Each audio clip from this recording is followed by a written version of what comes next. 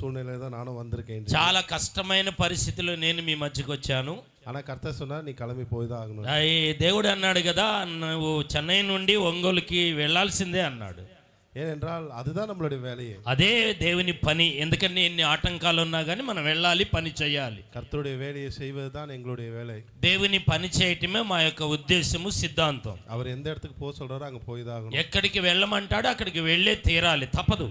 அது எந்த இடத்துல போய் என்ன பேச சொல்றாரோ அதுதான் பேசணும். ఎక్కడికి వెళ్ళి ఏం మాట్లాడాలో అదే మాట్లాడాలి కానీ వేరేది ఏం మాట్లాడకూడదు. సో ఇంద్రికం ஒரு వచనத்தை நம்ம தியானிக்க. ఈ రోజు ఒక 3 మాటలను నేను మీతో పంచుకోబోతున్నాను. ஒரு காரியத்தை மாத்திரம் தியானிக்க. 3 కార్యాలు మాత్రమే మనము ధ్యానించబోతున్నాం. ఎఫెసీయులకు రాసిన పత్రిక 5వ అధ్యాయం 5వ అధ్యాయము 18వ వచనం 18వ వచనం. మరియు మద్యముతో మత్తులై ఉండకుడి, దానిలో దుర్వ్యాపారము కలదు, అయితే ఆత్మపూర్ణులై ఉండుడి. హల్లెలూయా హల్లెలూయా. ரொம்ப அழகா இந்த வசனம் போட்டுருக்கோம். చక్కగా రాయబడింది, లిఖింపబడింది, ముద్రింపబడింది ఈ మాటను ప్రియులారా.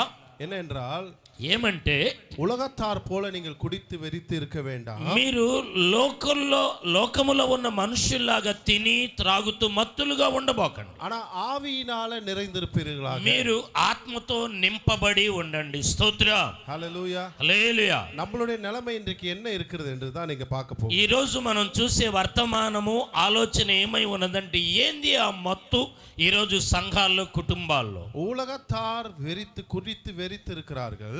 లోకస్తులు తిని త్రాగి మత్తుగా ఉన్నారు వాళ్ళు. ஆனால் நாம் இன்றைக்கு ஆவியினால நிறைத்துப்பட்டு வாழ்ந்து கொண்டிருக்கிறோமா? అయితే మనం లోక సంబంధంగా ఉన్నామా, ఆత్మానుసారంగా సంఘాల్లో భక్తి జీవితంలో జీవిస్తున్నామా? நம்ம குடித்து வெறிக்கிறது கிடையாது. మనం తాగి మత్తులుగా ఉండకపోవచ్చు, ஆனால் நம்ம பரிசுத்த ஆவியால நிரப்பப்பட்ட அந்த வாழ்க்கையில வாழ்ந்து கொண்டிருக்கிறோம். అయితే పరిశుద్ధాత్మ ఆధ్యాత్మికంగా మనము జీవిస్తూ సాగుతున్నామా? ఇదేதான் இன்றைக்கு நம்மளுடைய வாழ்க்கையில தியானிக்க போகிறோம். ఇదేనండి ఈ రోజు దేవుని వాక్యములు మన జీవితాల్లో మనం ధ్యానించి నేర్చుకోబోయే వర్తమానం. ఇది రెండుத்துக்கும் నడువుల ஒரு இடத்துல நம்ம நின்று கொண்டிருக்கிறோம். ఈ రెండిటి మధ్యలో మనం ఏమయ్యామంటే లోకానికి ఆత్మకి ప్రియులార మధ్యలో నిలబడిపోయాం, స్ట్రక్ అయ్యాం. நம்ம குடிக்கிறதும் கிடையாது, మనం తాగటం లేదు, நம்மளுடைய தேவனுடைய ஆவியினால முழுவதும் நிறைப்பப்பட்டு நடத்தப்படுகிறதும் கிடையாது. దేవుని ఆత్మ చేత మనము నడిపింపబడి కూడా లేము. நம்ம என்ன பண்ணுகிறோம் என்றால் உலகத்தான் போல మనం లోక సంబంధమైన మనుషుల్లాగా உலகத்தின் பிரச்சனைகளை, உலகத்தின் காரியங்களை யோசித்து அதனால நம்ம இருதயத்தை நிரப்பி வைத்திருக்கிறோம். లోకమ సంబంధమైన వాటిని మన మనసులోకి తెచ్చుకొని గలిబిలి అయిపోయి ప్రియులార అవిశ్వాసంతో మనం ఇదే మత్తులైపోతున్నాం. உலகத்தான் போலவே பேசுகிறோம், లోక సంబంధమైన మనుషులాగానే మాట్లాడుతాము, உலகத்தான் செய்கிறது போலவே செய்கிறோம், లోకములో అన్యుల్లాగానే చేస్తాము, ప్రవర్తిస్తాము, உலகத்தான் நடக்கிறது போலவே நடந்து செய்கிறோம். ప్రజలు ఎలాగా లోకములో నడుస్తున్నారు, చివరి దినాలు అలాగే నడుస్తున్నాం. உலகத்தான் யோசிக்கிறது போல யோசிக்கிறோம், లోక సంబంధమైన మనుషులు ఆలోచించినట్లుగానే ఆలోచిస్తున్నాము. உலகத்துல இருக்க அந்த வழிகள் எல்லாம் நமக்கும் இருக்குது. లోక సంబంధమైన మనుషులు ఏ మార్గాన్ని, తప్పుడు మార్గాన్ని ఎన్నుకుంటున్నారు, దైవికంగా ఉన్నా కానీ అదే మార్గంలో వెళ్తున్నాము. உலகத்துல இருக்கிற எல்லா ప్రాబ్లం நமக்கும் இருக்குது. లోకములో ఉన్న అన్ని ప్రాబ్లం, అన్ని సమస్యలు, పోరాటాలు మనకు ఉన్నాయి. అదే కోపం ఉలగతాండ இருக்கிற நமக்குள்ளே కోపం. లోక సంబంధమైన వాటికి కోపం ఉన్నది, మనకు కూడా అదే కోపం ఉన్నది. ఇంకేంది ప్రత్యేకత? இவ்வளோத்தே நம்ம வச்சுக்கிட்டு ఇన్ని మన మనస్సులో, మన కుటుంబాల్లో పెట్టుకొని நம்ம எப்படி சொல்ல முடியும் நான் ஆவியினால நிரப்பப்பட்டு ఎలాగ మనం ఆత్మ సంబంధంగా ఉన్నాం, ఆత్మ చేత నింపబడ్డామని ఎలా చెప్పుకోగలుగుతాం, మాట్లాడుకోగలుగుతాం? మనం எப்படி நம்ம சொல்ல முடியும்? ఎలా మనం చెప్పగలుగుతాం? இன்னைக்கு நான் ஜெபித்து கொண்டு ஆண்டவர்கிட்ட கேட்டுக்கொண்டிருந்த காரியம் என்ன பேசணும் என்று நான் 2-3 வாரத்துக்கு முன்னாடியே வார்த்தையை வாங்கிட்டேன். అయితే దేవుని దగ్గర ఏమి మాట్లాడాలన్నది 2-3 రోజుల క్రితమే దేవుని దగ్గర నుంచి అడిగి తీసుకున్నా. మీతో ఏం చెప్పాలో, ఏం మాట్లాడాలో. ఆండర్ వార్త కొడుతున్నారు, అన్న నాందా డిలే పంట పోన వారం దేవుడు ప్రియులారా నాకు ఇచ్చేశాడు, కానీ నేనే ఆలస్యం చేశాను మీ దగ్గరికి రావటానికి, మాట్లాడటానికి, వాక్యం బోధించడానికి.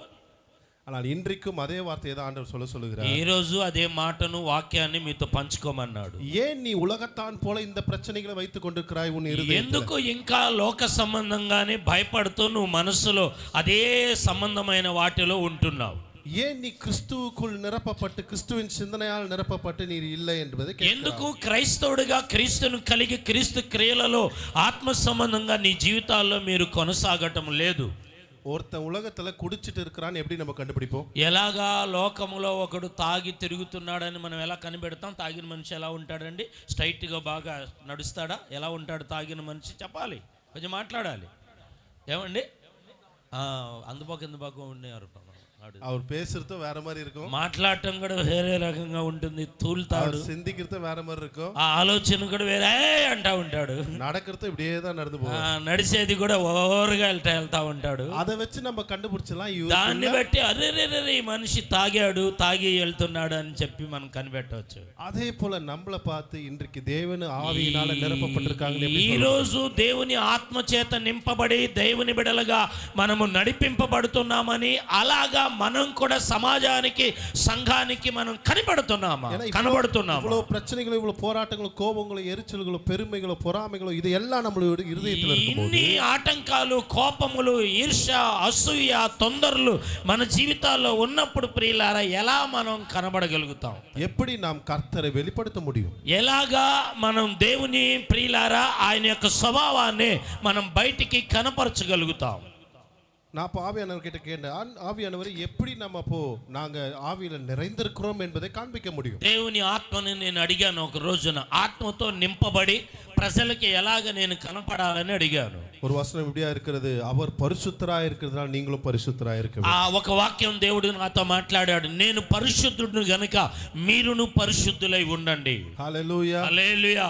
அப்போ கிறிஸ்து எப்படி இருக்கிறார் தெரிந்தால் தான் நாம் கிறிஸ்துவை போல வாழ முடியும். క్రీస్తు ఎలాంటి జీవితాన్ని జీవించాడో మనం ఎరిగితేనే, నడుచుకుంటేనే మనం కూడా అలాగా జీవించగలుగుతాం. இன்றைக்கு நான் நல்லவனா கெட்டவனா என்பதை எப்படி காண்பிக்க முடியும்? ఈ రోజు నేను మంచివాడినా చెడ్డవాడినా అనేది ఎలాగ నేను రుజువు చేయగలుగుతా? என்னுடைய பேச்சினால, నా మాట ద్వారా, என்னுடைய செயல்னால, నా యొక్క ప్రవర్తన ద్వారా, என்னுடைய கிரியையினால, నా యొక్క క్రియల ద్వారా நீங்க கண்டுபிடிச்சிட முடியும் ஈஸியா. இது தேவனுடைய ஆவி இவருக்குள்ள இருக்கிறதா இல்ல அசுத்தாவி இருக்கிறதா? మీరు గ్యారంటీగా చెప్పేయవచ్చు, నాలో ఉన్నది దేవుని ఆత్మ, దైవాత్మ అని. அப்போ అசுத்தாవి இல்லாம தேவனுடைய ஆவி இருக்கிறது என்றால், ఒకవేళ అపరిశుద్ధమైన ఆత్మ కాకుండా దేవుని ఆత్మ ఉన్నది అంటే நம்ம எப்படி இருக்க வேண்டும் என்பதை தான் நான் பார்க்க போறோம். ఎలాగా మనము జీవించాలన్నదే ఆత్మ ఉంటే మనం చూడబోతున్నాం. ஏன்னா யார்கிட்டயும் நம்ம போய் சொல்ல முடியாது, எனக்குள்ள தேவன் இருக்கிறார், வல்லமை உள்ள தேவன் பரிசுத்த ஆவியானவர் இருக்கிறார் சொல்ல முடியல. మనం వెళ్ళి అందరి దగ్గర నాలో ఆత్మ ఉంది, నాలో ఆత్మ ఉంది అని తిరిగి మనం చెప్పలేం.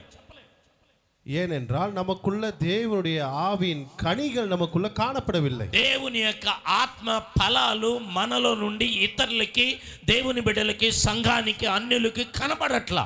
అది కనపరచాలి. ఈ రోజు ఎలా కనపరచాలో మీతో నేను పంచుకోబోతున్నా. நிறைய நேரத்தில் நம்ம தேவனுடைய ஆவி நமக்குள்ள இருக்கிறது, கிரியை செய்கிறது நினைக்கிறோம்.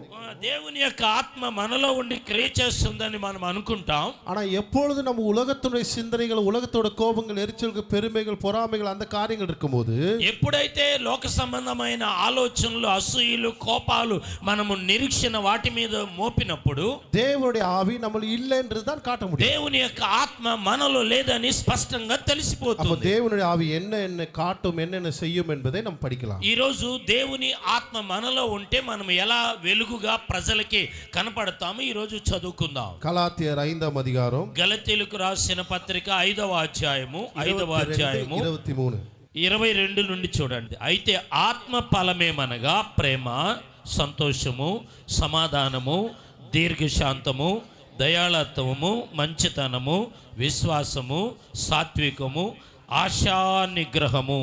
అట్టి వాటికి విరోధమైనది మేమేమీ లేదు.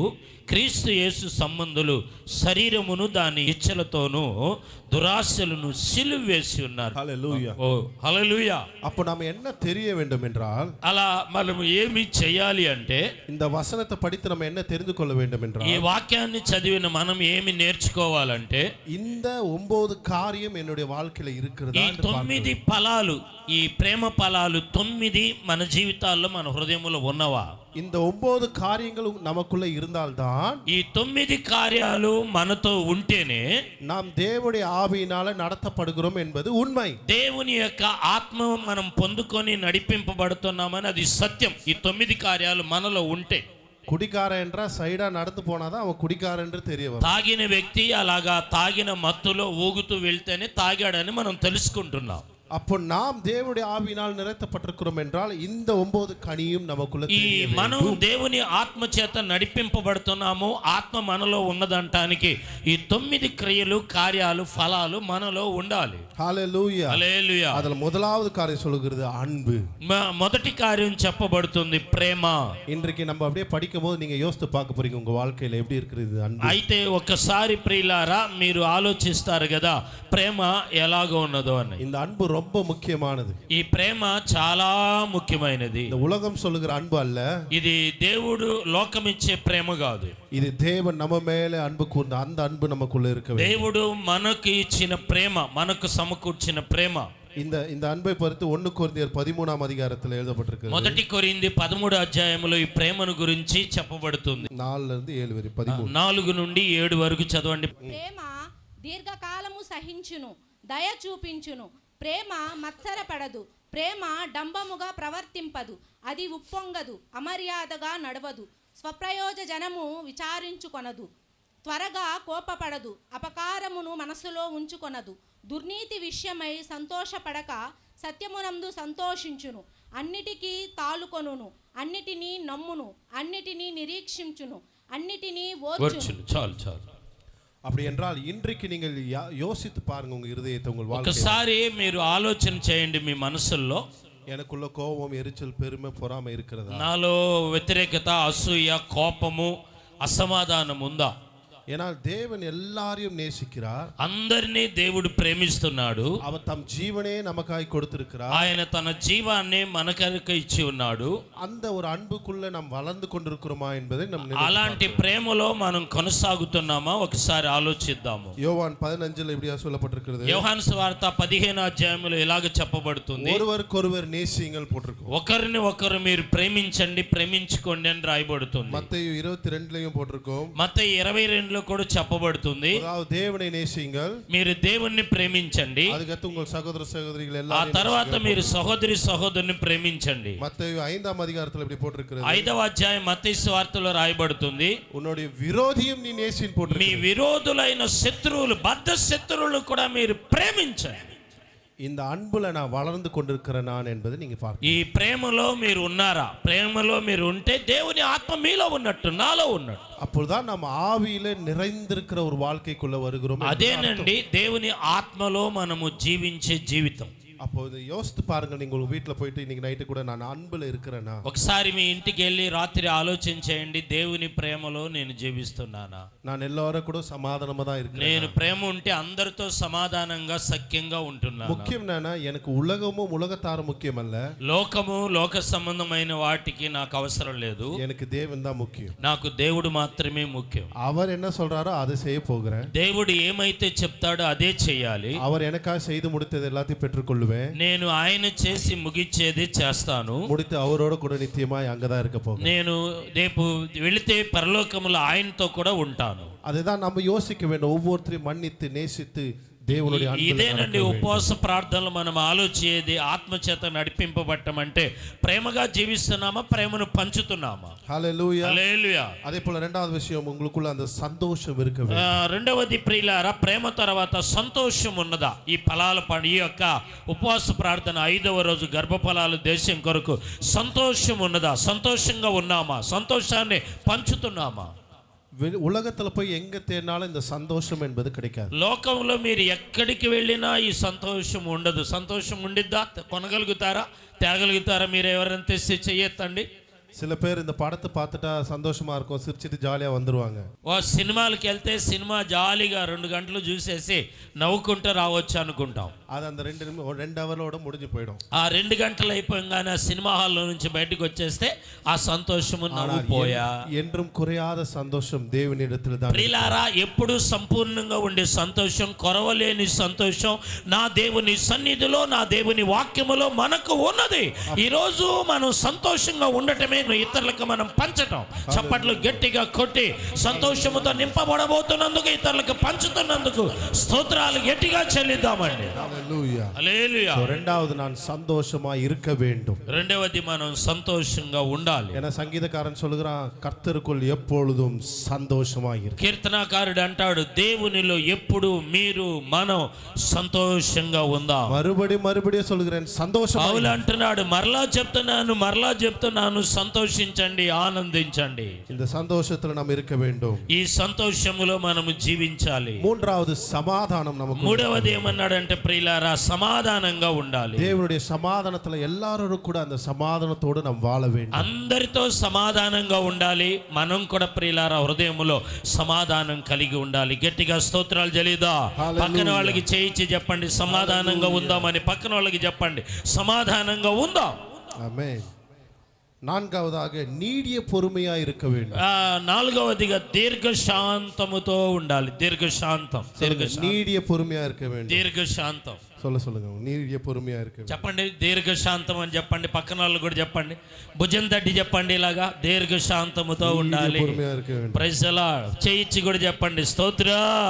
దీర్ఘశాంతం. సంఘాలు, మన కుటుంబాలు, మన బిడ్డల ప్రియులారా, భక్తి జీవితంలో మనం దీర్ఘశాంతముగా ఉండాలి. హల్లెలూయా. హల్లెలూయా. நீடிய பொறுமையா இருக்க வேண்டும் நாம். దీర్ఘశాంతంగా ఉండాలి. ஐదవది దయవు. దయ. நாம் మற்றவங்களுக்கு దయவு செய்கிறவர்களா இருக்க வேண்டும். ఇతరులకు మనం దయను పంచాలి, దయను చూపించాలి. కోపాన్ని, తొందరను మనం కాదు కానీ ప్రియులారా, లాక్కోవటం పీక్కోవటం కాదు కానీ అవతల వాళ్ళ పట్ల మనకు లేకపోయినా దయను చూపియాలి. அடுத்த ஆறாவது ஒரு விஷயம். ఆరవది మనం చూస్తే నற்குణం. మంచితనం. சொல்லுங்க, మంచితనం. మంచితనం చెప్పాలి, గట్టిగా చెప్పండి అందరూ. మంచితనం. మంచి నీళ్ళు అంటున్నారు ఎవరు? మంచి నీళ్ళు ఉన్న తన్ని. మంచి నీళ్ళు ఉన్న తన్ని. మంచితనం చెప్పండి గట్టిగా. మంచితనం. நீங்க நல்லவர்களா இருந்து எல்லாருக்கும் செய்ய வேண்டியவர்களா இருக்கு. అంటే మనం మంచివారిగా ఉండి ఇతరులకు కూడా మనం ఏం చేయాలంటే మంచిని పంచాలి. ஏழாவதாக விசுவாசம் உள்ளவர்களா நீங்கள் இருக்க வேண்டும். మరొకటి ఏడవది ప్రియులారా, విశ్వాసముతో ఉండాలి. ఇది ఎல்லாம் நீங்க ఆవిల వలరింగ్లా இல்லையான்றதை இதை வச்சு நீங்க డైలీ చెక్ பண்ணணும். ఈ ఆత్మలో మీరు ఎదుగుతున్నారా, బలపడుతున్నారని ఈ మాటలన్నీ పెట్టి ప్రతిరోజు భక్తిలో మనల్ని మనం చెక్ చేసుకోవాలి, పరీక్ష చేసుకోవాలి. நீங்கள் విశ్వాసத்தில் இன்னும் ధైర్యంగా వలర வேண்டும். విశ్వాసములో లేకపోయినా, వెన్నే విరిగి పడినా, అది అపవాది మిమ్మల్ని ఎంత శోధించి బలహీనపరచబడినా విశ్వాసాన్ని సంపూర్ణం చేసుకోవాలి. విశ్వాసముతో నిలబడాలి. గట్టిగా స్తోత్రం చెల్లిద్దాం. హల్లెలూయా. హల్లెలూయా. இந்த விசுவாசம் ரொம்ப முக்கியமானது. విశ్వాసం చాలా ముఖ్యమైనది. விசுவாசம் இல்லாததை உங்களுக்காய் உருவாக்கி கொண்டு வருகிறது தான் இந்த விசுவாசம். ప్రియులారా, లేనిది సమకూర్చి తెచ్చేది దేవుడు. ఎలాగంటే మీ విశ్వాసాన్ని బట్టి. கர்த்தரை நம்புற நம்பிக்கை தான் விசுவாசம். దేవుణ్ణి నమ్మి ఆధారపడేదే విశ్వాసం. இந்த ఎనిమిదవదిగా శాంతముள்ளவர்களா இருக்க. సాత్వికము. జెంటిల్నెస్. ஒன்பதாவதாக సెల్ఫ్ కంట్రోల్, ఇచ్చే అడకం. 9 ఆశా నిగ్రహం. నిగ్రహించుకోవటం. ప్రతి పాపాన్ని, వ్యతిరేకత, తొందరలను మనము నిగ్రహించుకోవటం. நமக்குள்ள இப்படிப்பட்ட எண்ணங்களும் இப்படிப்பட்ட காரியங்களும் நிறைந்திருக்க வேண்டும். ఇలాంటి అన్ని కూడా మనలో ఇప్పుడు చెప్పబడిన ఈ 9 మనలో నింపబడినప్పుడు ఆత్మచేత మత్తులుగా ఉండకుండా, తాగుబోతోళ్ళం కాదు మనం. ఈ చెడు కార్యాలను ఉంటే తాగుబోతోళ్ళతో సమానం. కాబట్టి 9 కార్యాలతో మనం ఆత్మ సంబంధముగా నింపబడి ఉందుముగాక. గట్టిగా స్తోత్రం చెల్లిద్దాం. ఆమేన్. హల్లెలూయా. இந்த 9 கனியும் நமக்குள்ள வரதுக்கு நம்ம பிரயாசப்பட வேண்டும், వర్క్ பண்ணி ஆகணும். ఈ 9 కార్యాలు, ఫలాలు మనలోకి రావాలంటే మనం ప్రయాసపడాలి. మనం దేవుని దగ్గర ఎదురు చూడాలి. இப்போ நான் ரொம்ப குண்டாகணும்னா என்ன பண்ணணும்? ఇప్పుడు ఇంకా ఉన్నదానికన్నా బాగా లావుగా తయారవ్వాలంటే ఏం చేయాలి? நல்லா சாப்பிடணும். బాగా తినాలి. నేను తింటే బాగా దిట్టంగా తయారవుతా. ఒళ్ళియా இருக்கவங்க நல்லா சாப்பிடணும். ఒకవేళ సన్నగా ఉన్నవాళ్ళు లావెక్కాలంటే బాగా తినాలి. గుండా இருக்கவங்க ఒళ్ళి ఆవనోన సాపుర్తే నిறுத்தணும். ఒకవేళ లావుగా ఎత్తుగా ఉన్నవాళ్ళు సన్నబడాలంటే తినటం ఆపేయాలి. அதே போலதான் இந்த கனியை நாம் தினமும் சாப்பிட வேண்டும். అలాగనే ఈ 9 ఫలాలు ప్రతిరోజు మనం తినాలి. మనసుకి తినాలి, హృదయానికి తినాలి. అன்பు எனக்குள்ள இருக்கணும், சந்தோஷம் இருக்கணும், సమాధానం இருக்கணும், ప్రేమ ఉండాలి, ఈ సంతోషం ఉండాలి, సమాధానం ఉండాలి, దయాలత్వం ఉండాలి, దీర్ఘశాంతం ఉండాలి, ఆశా నిగ్రహం ఉండాలి. ఇవన్నీ తినాలి మనం. இதுதான் நம்ம வந்து ஆவியில வளர்ந்திருக்கிறவங்களாய் காட்டும். ఇదేనండి ఆత్మలో మనము ఎదిగేది బలపడేది దేవుడు చూపించేది. ரோட்ல போய் சண்டை போட்டு இருந்தா இவன் தேவனுடைய பிள்ளைன்னு சொல்ல மாட்டாங்க. రోడ్లోకి వెళ్ళి మనం గొడవలు పడతా ఉంటే ప్రియులారా మనం అరుస్తూ ఉంటే దేవుని బిడ్డలు మనం చెప్తారా? మనల్ని ఎవరైనా చెప్తారా? గొడవలు పడుతున్నారా, చేతులు చూపిస్తున్నారా, రాజకీయాలు చేస్తూ ఉన్నారా? ரோட்ல நம்ம அடி வாங்கினா இவங்க தேவனுடைய பிள்ளைன்னு சொல்லுவாங்க. ఒకవేళ రోడ్డు మీద ఎవరైనా ఒక చెంప మీద కొడితే మరొక చెంపను చూపించి చెంప దెబ్బ తీసుకొని అలాగా పట్టుకొని వస్తే నిజముగా దేవుని కుమారుడు, దేవుని కుమార్తె అని అందరూ నిన్ను చెబుతారు. హల్లెలూయా. హల్లెలూయా. அப்படிதான் நம்ம வெளிப்படுத்த வேண்டும் எல்லாத்தையும். అలాగే మనలో ఉన్న ఆత్మ యేసు ప్రభువాన్ని మనం కనపరచాలి, చూపియాలి. நீடிய பொறுமையா என் தேவன் இருக்க சொல்லுகிறார்னா இருந்துதான் ஆகணும். దేవుడి ప్రియులారా నీతిమంతులుగా ఇలాగ ఉండమంటున్నాడంటే మనం ఉండే జీవించాలి. எனக்காக என் தேவன் எல்லாத்தையும் செய்து முடித்துட்டார். నా కొరకు దేవుడు అన్ని చేసి ముగించాడు. அவர் சொல்லுகிற எல்லா காரியங்களும் நம்ம கீழ்ப்படிந்து நடக்க வேண்டும். ఆయన చెప్పినవన్నీ మనం లోబడి నడుచుకోవాలి. உங்களுடைய சிந்தனை முழுவதும் தேவனுடைய சிந்தனையாய் மாற வேண்டும். మీ యొక్క ఆలోచన, మీ చిత్తం అంతా కూడా దేవుని ఆలోచన, దేవుని చిత్త ప్రకారంగా కలిసిపోవాలి, మారిపోవాలి. ఏలియా ఎలీషాలు ఎలా కలిసిపోయారు అలాగా దేవునిలో మనం కలిసిపోవాలి. நமக்காக ஆண்டவர் பயங்கரமான காரியங்களை உருவாக்கி வைத்திருக்கிறார். దేవుడు నీ కోసం నా కోసం ఈ యొక్క ఆశీర్వాదపు కూటాల్లో ఉపవాస ప్రార్థనలు గొప్ప కార్యాలను సిద్ధపరిచాడండి. ஆனா அதை நம்ம தான் எடுத்துக்கிறது இல்லை. అదే మనం తీసుకోవట్లేదు. ஏன்னா கிறிஸ்துவோட சிந்தனை நமக்கு இல்ல. క్రైస్తవుని యొక్క ఆలోచన, అనుభవం మనకు లేదు. ஆவியோட அந்த அனுபவத்துல நம்ம வளர்றது இல்ல. ఆత్మతో సహవాసం మనం చేయటం లేదు, అలాగా జీవించటం లేదు. உலகத்தான் போலவே பேசுறது, சண்டை போடுறது, లోకంలో ఉన్న వాళ్ళలాగానే మాట్లాడటం, వాళ్ళలాగానే ప్రవర్తించటం, వాళ్ళలాగానే అసూయ, వాళ్ళలాగానే కోపంగా ఉండటం. ఇంకా దేవుని బిడ్డలు ఏమై ఉన్నాం? இப்படிப்பட்ட காரியங்கள் இருக்கும்போது ஆவியில நீங்கள் வளர முடியாது. ఇలాంటి కార్యాలు ఉన్నప్పుడు ఆత్మీయంగా మనం ఎదగలేము, బలపడలేము. அப்பொழுது ஆவியில நமக்கு தேவன் செய்து முடித்த எந்த காரியங்களும் நம்மளால பெற்றுக்கொள்ள முடியாது. ప్రియులారా, అప్పుడు దేవుడు మన కొరకు సిద్ధపరిచిన ఈవులు, ఆశీర్వాదాలను మనం పొందుకోగలుగుతాం. அப்பொழுது நம்ம எண்ணத்தையும் சிந்தனையை மாற்ற வேண்டும். ஆவியில எனக்கு எல்லாம் செஞ்சு முடிச்சிட்டாரு, நான் இதை யோசிக்க போறதில்ல, கர்த்தரை நான் நினைக்கிறேன்னு யோசிக்கணும். మనం ఈ రోజు ఈ కూటాల్లో నేర్చుకునేది అనుభవం ఏమిటంటే దేవుడు అన్ని చేసి ముగించాడు, నేనే ఆత్మపూర్ణులుగా ఉండి పొందుకోలేకపోతున్నా, నేను ప్రశ్న వేసుకొని వెళ్ళాలి. இன்னைக்கு எங்க முகப்பேர்ல பாத்தீங்கன்னா ஒரு குடும்ப பிரச்சனை ஒன்று வந்துச்சு. ముఖపేరులో చూస్తే సంఘంలో ఒక కుటుంబ సమస్య వచ్చింది. என்னன்னா అண்ணன் தம்பிக்குள்ள ஒரு ల్యాండ్ல பிரச்சனை. అన్న తమ్ముళ్ళ మధ్య ఒక స్థల విషయంలో వాళ్ళకి వివాదం. ஒரு ஜான் ల్యాండ్ అన్న எடுத்துட்டான் சண்டை. ఒక జాన స్థలములో అన్న జరిగి కట్టుకున్నాడు లేక తీసుకున్నాడని గొడవ.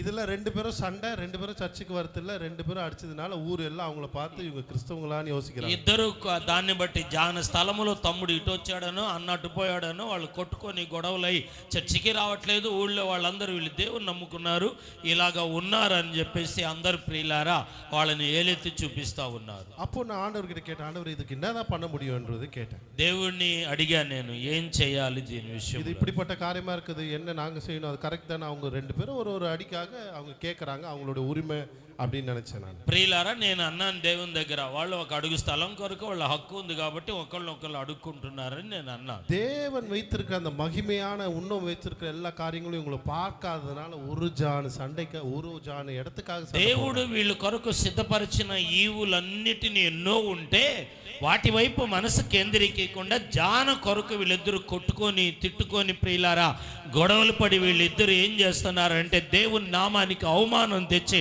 పాపాన్ని పోగు చేసుకుంటున్నారు. அவருடைய நாமம் அசிங்கப்பட்டுதாங்க. దేవుని నామము అక్కడ ప్రియులారా అవమానపరచబడుతుంది. அப்போ அங்க தேவன் சொன்னாரு, என் நாமத்தின் நிமித்தம் நீ ஒரு கிளாஸ் தண்ணி கொடுத்தாலும் அதோட மகிமையை நீ பெற்றுக்கொள். దేవుని నా నామమును బట్టి ఒక గ్లాసు నీళ్లు ఇచ్చినా అది పరలోకములో అధికమవుతుందన్న. హల్లెలూయా. హల్లెలూయా. அவங்க அந்த ஒரு ஜானை சண்டை போடாம விட்டு போயிருந்தீங்கன்னா தேவன் ஒரு ஏக்கர் ల్యాండే கொடுக்க వల్లవరారు. ఒకవేళ ఆ జానాతుడు వదులుకుంటే దేవుడు ఒక్క ఎకరాన్ని కూడా ఇవ్వచ్చు. చప్పట్లు కొట్టినా బాగుండేది కదా.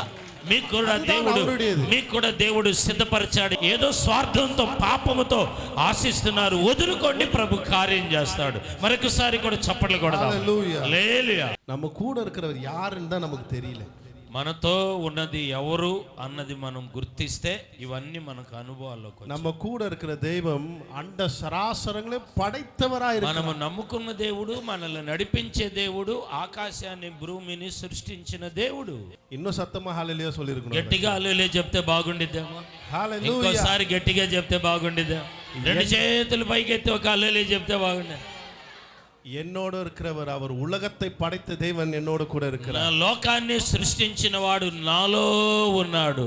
உலகத்துல ஒரு எம்எல்ஏ எம்பி தெரியும்னாலே அவங்க என்ன ஆட்டம் ஆடுவாங்க தெரியுமா? எனக்கு எம்எல்ஏ தெரியும், நான் சொன்னா உடனே ఎమ్మెల్యే ఎంపీ తెలిసిన వాళ్ళు ఏం చేస్తారండి? వాళ్ళంతా నాకు ఎమ్మెల్యే తెలుసు, ఎంపీ తెలుసు, నాకు నాయకులు తెలుసు, కలెక్టర్ తెలుసు. எனக்கு எம்எல்ஏவும் தெரியாது, எம்பியே தெரியாது, சிஎம் தெரியாது, பிஎம் தெரியாது, ஆனா எல்லாத்தையும் படைத்த தேவாதி தேவன் எனக்கு. నాకు ఎమ్మెల్యే తెలియదు, ఎంపీ తెలియదు, ముఖ్యమంత్రి తెలియదు, ప్రధానమంత్రి వీళ్ళందరినీ సృష్టించిన దేవుడు నాకు తెలుసు. హల్లెలూయా. Praise the lord. அவர் என்னுடைய தகப்பனா இருக்கிறார். ఆయన నాకు తండ్రి అయి ఉన్నాడు. రికమెండేషన్ అవసరం లేదు. இந்த சிந்தனையினால நம்ம நிறைந்திருக்க வேண்டும். ఇలాంటి ఆలోచనతో మనం ఈ కోటాల్లో నింపబడి ఉన్నాం. நம்ம வீட்டுக்கு போயிட்டு என்ன சொல்றோம்னா, முடியாது, ఆగాదు, అవ్వలదా. మనం ఇంటికి వెళ్ళి అవదు, జరగదు, పొందదు, పెళ్లి కాదు, ఉద్యోగం రాదు, ఇల్లు కట్టనని ఇంట్లో వెళ్ళి అనకూడదు. మన దేవుడు శక్తి సామర్థ్యములు కలిగిన దేవుడై ఉన్నాడు. உலகத்தில் இருக்கிற அவனை காட்டிலும் எனக்குள்ள இருக்கிற பெரியவராய். లోకములో ఉన్న శోధన శ్రమల కన్నా నాలో మనలో ఉన్నవాడు సర్వశక్తి కలిగిన దేవుడు. మనలో ఉన్న దేవుడు సర్వశక్తి కలిగిన దేవుడు. ఆమేన్. ఇదేதான் సంగీతకారன் 23లో சொல்லுகிறாரு. ఇదే కీర్తనకారుడు 23లో సెలవిస్తాడు. కర్తర్ ఎన్ మెய்ப்பராய் இருக்கிறார். యెహోవా నా కాపరి అయి ఉన్నాడు. அவர் என்னோட இருக்கிறதுனால ஒன்றும் குறைவு படாது. ఆయన నాకు కాపరి కాబట్టి నాకు ఏమీ లేమి కలగదు. நம்ம காலையில எழுந்த உடனே என்ன சொல்லுவோம் வீட்ல? మనము లెగవంగానే ఇంట్లో ఏం చెప్తామండి?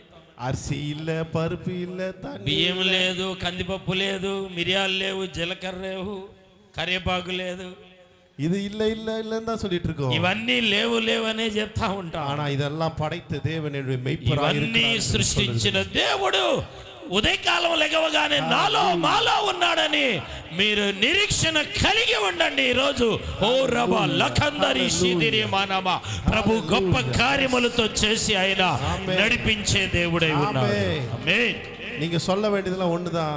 కర్తరిన్ మెய்పరా இருக்கிறதுனால ஒன்றும் என் வீட்டில் குறைவு படாது. మీరు చెప్పాల్సింది ఒకటే, దేవుడు నాకు కాపరి కాబట్టి నాకు ఏది కొదువ లేదు. అది அப்படி சொல்லக்கூடாது. లేదులా சொல்லக்கூடாது. కొదువ లేదు, కొదువ ఏమీ లేదు అని చెప్పాలి. அவ்வளவுதான். స్తోత్రం. ஏனென்றால் நம்மோடு கூட இருக்கிறவர், அண்ட சராசரங்களை படைத்தவர், எல்லாத்தையும் మనతో ఉన్నవాడు సర్వ సృష్టిని సృష్టించిన వాడై ఉన్నాడు. ஒரு ஆடை மேய்த்தவங்களை பார்த்திருக்கீங்களா? ఒక గొర్రెల కాపరిని మీరు చూసారా? గొర్రెలు మేపే కాపరి யார் யார் பார்த்திருக்கீங்க? ఎవరు చూసారండి కాపరిని? அவர் போய் ఆడు கிட்ட கேட்டு கேட்டு உனக்கு இது வைக்கட்டுமா, இந்த சாப்பாடு வேணுமா, அந்த சாப்பாடு வேணுமா ఈ கேட்பாரு. కాపరి వెళ్ళి ఆ గొర్రె దగ్గరికి ఈ ఆకు కావాలా, ఆకు కావాలా, ఇది కావాలా, ఇక్కడ నీళ్లు తాగుతావని అడుగుతాడా? చెప్పాలి, మాట్లాడాలి.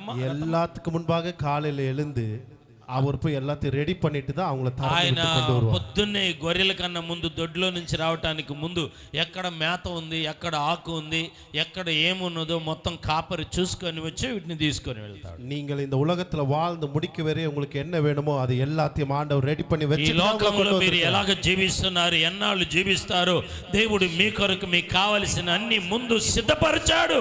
ఉద్యోగం సిద్ధపరిచాడు, వ్యాపారం సిద్ధపరిచాడు, గర్భఫలం సిద్ధపరిచాడు, ఆరోగ్యం సిద్ధపరిచాడు, పరీక్షలు సిద్ధపరిచాడు. సమస్తము నా దేవుడు సిద్ధపరిచి ఉన్నాడు.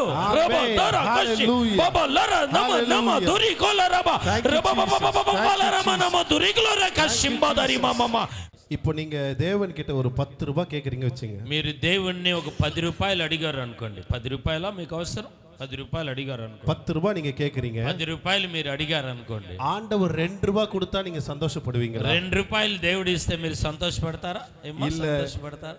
2 కోటి రూపాయలు கொடுத்தா సంతోషப்படுவீங்களா? 10 రూపాయలు అడిగితే దేవుడు 2 కోట్లు ఇచ్చాడు అనుకో. అయ్య బాబోయ్, సంచులు తీసుకో రాలేదనుకుంటున్నారు కొంతమంది. పై ఎట్ను ఉందా నల్లందరికీ చలి ఒత్తిరి కేళి పర్రాంగ. நம்ம யோசிக்கிறதே இல்லை நம்மோட கூட இருக்கிறவர் எவ்வளவு பெரியவர் என்பதுதான். మనం ఆలోచించట్లేదు మనతో ఉన్న దేవుడు ఎలాంటి వాడని. அவர் அங்க சொல்றாரு, உன் சந்தோஷம் நிறைவா இருக்கும்படியா தான் நான் தருவேன். సంతోషము సంపూర్ణమయ్యేటట్లుగా అడగండి, నేను ఇస్తా. హల్లెలూయా. హల్లెలూయా. அப்ப நீங்க 10 ரூபாய் கேட்டீங்கன்னா அவர் 2 கோடி ரூபாய் தான் தருவார். 10 రూపాయలు మీరు అడిగితే దేవుడు మీకు 2 కోట్లు ఇస్తాడండి, సంపూర్ణంగా ఇస్తాడు. ఆమేన్ ఆమేన్.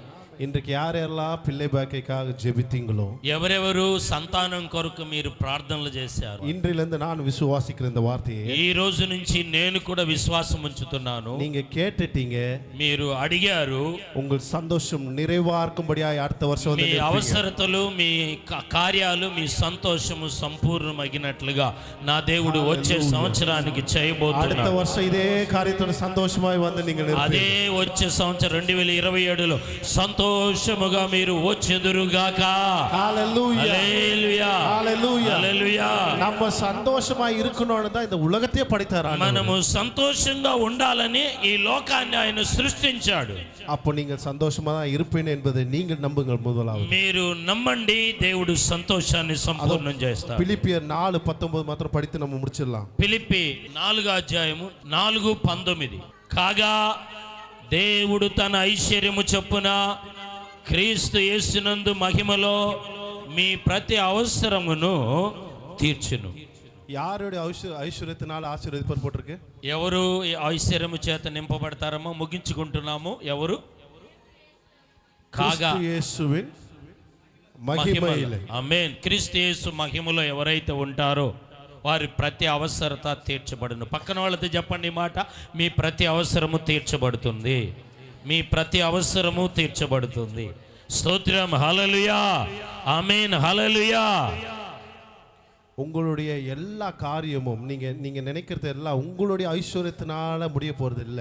మీ యొక్క ఆలోచన బట్టి ఐశ్వర్యము నింపబడదు, எல்லாம் கிறிஸ்து இயேசுவின் ஐஸ்வர்யத்தினால நிரப்பப்பட போகுது. క్రీస్తు యేసు యొక్క ఐశ్వర్యము చేత నింపబడబోతుంది. இந்த ஐஸ்வர்யம் என்ற வார்த்தைக்கு ஒரு அர்த்தம் மாத்திரம் சொல்லி முடிக்கிறேன். ఒక ఐశ్వర్యం అన్న దానికి ఒక మాట చెప్పి ముగిచ్చేస్తాను. இந்த உலகத்துல ஐஸ்வர்யம் என்றா இப்ப ஹெவியா இருக்கிறது எதுனா கோல்டு தான். ఏమండి, ఐశ్వర్యం అంటే లోకరీతిగా మనం చూస్తే బంగారమేగా. రేటు పెరిగిందా తరిగిందా? పెరిగిందా తరిగిందా? రేట్ ரொம்ப இருக்குதா? கோல்டு தான். గోల్డ్ ரொம்ப ரேட் அங்கேயும் 1 லட்ச ரூபாய் போயிடுச்சு. 1 లక్ష రూపాయలు పోయిందంట. బాబోయ్, 20,000 రూపాయల నుంచి 1 లక్ష రూపాయలు పోయిடுச்சு. 20,000లో నుంచి 28,000 లక్ష రూపాయలు అంట. దేవుడి రాజ్యத்துல, దేవుని రాజ్యంలో அது தரையில போடப்பட்டிருக்கும், நம்ம மேல நடந்து போவீர்கள். ఈ ఒక్క సెవరు 1 లక్ష రూపాయలు అక్కడ దేవుని రాజ్యములో బంగారు వీధులలో, అంటే బంగారు వీధుల్లో మనం నడుస్తాం. அப்போ அது ஒரு ஐஸ்வர்யம் கிடையாது. ఆ ఐశ్వర్యం కాదు, இது நம்மளுடைய ஐஸ்வர்யம். ఇది మన ఐశ్వర్యము. நீங்க நினைக்கிற ஐஸ்வர்யங்கள் மூலமா அவர் கர்த்தர் உங்களை ஆசீர்வதிக்க போறது இல்ல. మీరు అనుకుంటున్న స్వల్పమైన ఆశీర్వాదాలతో ఆయన ఆశీర్వదించారు. యేసు క్రీస్తుவின் ஐஸ்வர்யத்தினால உங்களை ஆசீர்வதிக்க దేవుని போகிறார். మహిమలో ఆయన ఐశ్వర్యము చొప్పున సమృద్ధికరంగా ఘనకరంగా ఆయన ఆశీర్వదిస్తాడు. அப்போ ஹெவன்ல இருந்து, பரலோகத்துல இருந்து நமக்கு அங்கந்த ஐஸ்வர்யத்தினால நம்மளை நிரப்பி நடத்துகிற தேவன் நம்மோடு கூட. పరలోకపు ఐశ్వర్యముతో మనల్ని నింపి నడిపించే దేవుడు మన మధ్య ఉన్నాడు. ஹalleluya. హల్లెలూయా. எத்தனை பேர் ஆமென் சொல்றீங்க? అందరూ ఆమేన్ చెప్పండి. அதை நம்பிடுங்க, அவ்வளவுதான் முடிஞ்சிருச்சு. మీరు నమ్మండి, దేవుడు అన్ని కార్యాలు చేశాడు, ముగించాడు. மெய்ப்பர் அந்த காரியத்தை உங்களுக்காக செய்து முடிப்பார். కాపరి మీ కొరకు చేసి ముగించును గాక. ஹalleluya. హల్లెలూయా. இப்படிப்பட்ட எண்ணங்களால உங்கள் இருதயத்தை நிரப்பி வைத்துக் கொள்ளுங்க. ఇలాంటి మాట ద్వారా, వాగ్దానం ద్వారా మీ హృదయాలను మీరు నింపుకొని ఉండండి. இன்னும் எங்க வீட்ல எதுவுமே நடக்கல, எங்க வீட்ல குறைவு இருக்குது, இந்த பேச்சு பேசுறதுக்காக உங்களை இந்த வருஷம் నా ఇంట్లో ఈ శోధన ఉంది, శ్రమ ఉంది, ఈ కొదువు ఉన్నదని మాటలు రానిపోకండి. இந்த வருஷம் நீங்க போய் பிரதான எல்லா மக்களையும் ரட்சிப்புக்குள்ள நடத்தத்தக்கதாய் ఈ రోజు உங்கள் மூலமாய் మీరు சுகங்கள், వెళ్ళి నశించిపోతున్న వాళ్ళందరినీ కూడా రక్షణలో మీరు నడిపించబోతున్నారు. நீங்க 1000 பேருக்கு இந்த வருஷம் கடன் கொடுக்கிறவர்களாய் கர்த்தர் வைக்க మీరు போகிறார். 1000 మందికి అప్పు ఇచ్చేవారిగా దేవుడు చేయబోతున్నాడు. நீங்க உங்க மூலமாய் நிறைய பேர் இங்க சுகத்தை பெற போறாங்க, விடுதலை பெற போறாங்க. చాలా మందికి మీకు సుఖాన్ని, విడుదలను, ఫలాలను నా దేవుడు ఇప్పుడు ఇవ్వబోతున్నాడు. இதைதான் கர்த்தர் செய்ய ఈ போகிறார். రోజు దేవుడు చేయబోతున్నాడు. உங்கள் பிரச்சனைகள் எல்லாம் தீர்த்து விட்டார் என்பதை మీ நான் நம்புகிறேன். సమస్యలన్నీ కూడా యేసు నామములో విడుదల కలుగును గాక. ஆமென் சொல்றீங்களாமா? ఆమేన్. అందరూ గట్టిగా Yes. చెప్తారు. Yes. Hallelujah. అవును. హల్లెలూయా. Thank you, Jesus. Hallelujah. Thank you, చెప్పండి Jesus. గట్టిగా కొడుతూ దేవుని ఆత్మ చేత నింపబడదా. దేవుని మహిమ, దేవుని ప్రసన్నత ఈ రోజు మన మధ్య ఉన్నది. బలమైన కార్యములతో నింపి నడిపించును గాక.